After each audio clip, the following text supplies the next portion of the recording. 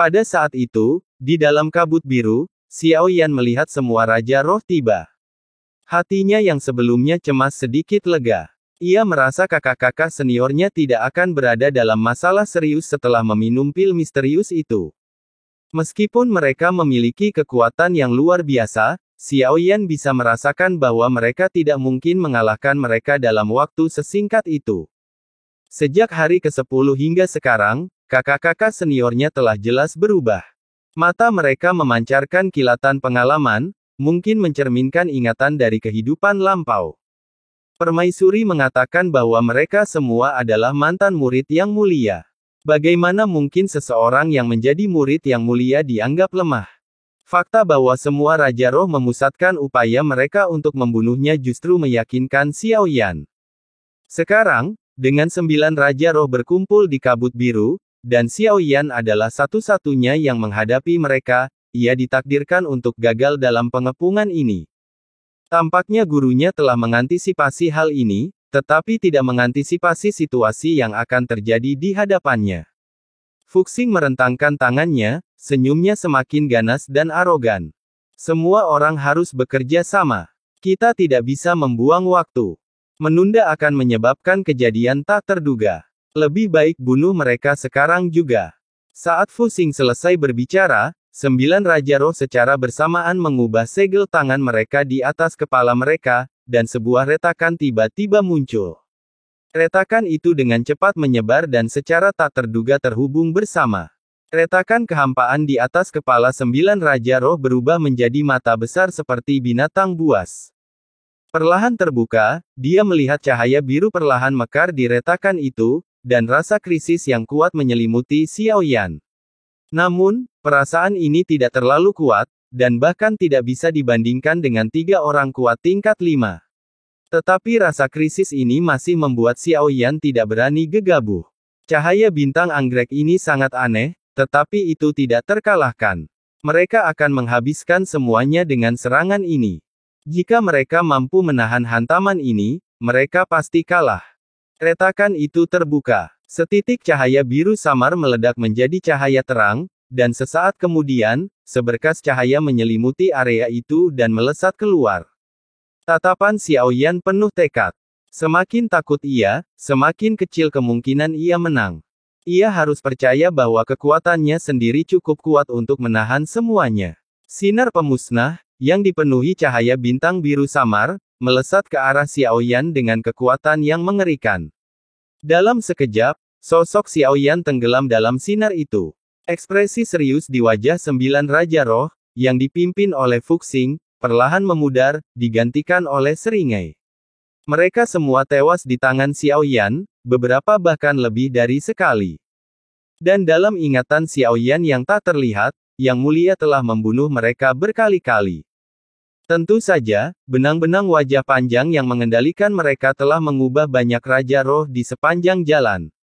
Lagi pula, siapa mereka tidaklah penting, yang penting adalah Istana Tianren hanyalah pion tak berguna dari divisi pengendali wajah.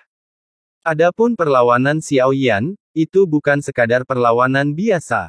Ia tidak hancur, melainkan seluruh tubuhnya bersinar dengan cahaya keemasan. Di antara alisnya, tanda takdir berkelap-kelip, menyatu dengan klon Yuan Shen-nya dan klon jangkrik emas. Bintang kembar berkelap-kelip di matanya, melepaskan kekuatan bintang kutub. Untuk sesaat, Xiao Yan memanfaatkan kekuatan leluhur Yuan Shen asal dan akhir, yang memiliki vitalitas tak terbatas. Dengan memanfaatkan kekuatan luar biasa ini, Xiao Yan menghadapi 9 Raja Roh dengan kekuatan paling dominan yang mungkin ada. Ia melepaskan kekuatan gabungan, sinar pemusnahan yang diresapi cahaya bintang biru redup. Ia membuka mulutnya, menyalurkan kekuatan melahap klon jangkrik emas. Ia melahap kekuatan sinar pemusnahan dengan cara yang tak pernah dibayangkan oleh 9 Raja Roh. Saat sinar cahaya terus membombardirnya, dan sosok Xiao Yan samar-samar terlihat, tak hancur, wajah Fuxing perlahan membeku. Para Raja Roh lainnya tentu saja menyaksikan pemandangan ini. Tianxun telah memadatkan energi iblisnya. Jika mereka tidak bisa membunuh Xiao Yan kali ini, maka mereka akan dibunuh olehnya. Jika mereka mati untuk ketiga kalinya, mereka tak yakin tuan mereka akan datang menyelamatkan. Bagaimana mungkin? Kekuatan sebesar itu. Mungkinkah ia tak bisa dibunuh? Fuxing tak bisa berkata-kata. Kelainan Xiaoyan sungguh di luar imajinasi. Meskipun kekuatan gabungan 9 orang itu bukan 10, kekuatan seperti itu cukup untuk menghancurkan tubuh fisik seorang ahli tingkat 5 jika ia tidak menghindar. Belum lagi membunuhnya, tapi jelas melukainya dengan parah. Namun, sosok Xiaoyan tak bergerak di dalamnya. Ia tampak tak terluka. Hingga sinar cahaya itu perlahan meredup. Setelah mencapai batas kemampuannya, sosok Xiaoyan perlahan-lahan terekspos di hadapan 9 Raja Roh. Kulit dan daging Xiaoyan lenyap. Tubuhnya memang hancur, tetapi tidak sepenuhnya hancur. Di aliran pohon tempat sinar cahaya itu perlahan menghilang, daging dan darah yang hancur itu kembali terbentuk secepat kayu kering dan kayu lapuk. Tubuhnya kembali ke keadaan semula, dan semua ototnya yang padat pun terungkap. Xiaoyan perlahan mengangkat lengannya, dan lengannya berubah menjadi transparan dan biru tua. Dipenuhi cahaya bintang biru. Sungguh tak masuk akal kau bisa memiliki kekuatan seaneh itu. Tapi sayang, itu akan sia-sia, tak berguna bagimu. Sekarang giliranku, semuanya. Bersiaplah untuk mati. Kilatan pembunuh melintas di mata Xiaoyan, dan ia tiba-tiba menyerbu. Cahaya bintang biru dari 9 Raja Roh meredup, kecemerlangannya pun memudar. Kekuatan eksternal akhirnya habis. Dan barusan, cahaya bintang biru ini tak diragukan lagi telah disalurkan ke dalam tubuh Xiaoyan melalui kekuatan gabungan kedua klonnya. Namun, untuk menghadapi Raja Roh ini sekarang, ia tak membutuhkan kekuatan cahaya bintang biru. Ia hanya perlu terus memukul. Bang, bang, bang. Ledakan menggema menembus kabut biru. Tinju Xiaoyan sederhana dan tanpa hiasan, tetapi tak ada Raja Roh yang mampu menahannya. Jika satu pukulan tak membunuhnya, maka 2 pukulan akan membunuhnya. 2 pukulan akan membunuh mereka tanpa pandang bulu, tanpa urutan tertentu. Ning Yao Tianxun bahkan tidak menganggap mereka serius. Metode mereka saat ini tidak mengancam Xiaoyan. Bahkan racun yang kau minta, Xiaoyan, masih ada di dalam tubuhnya.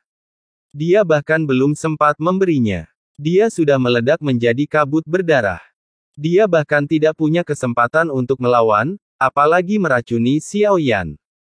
Sebuah suara bergema dari kabut biru.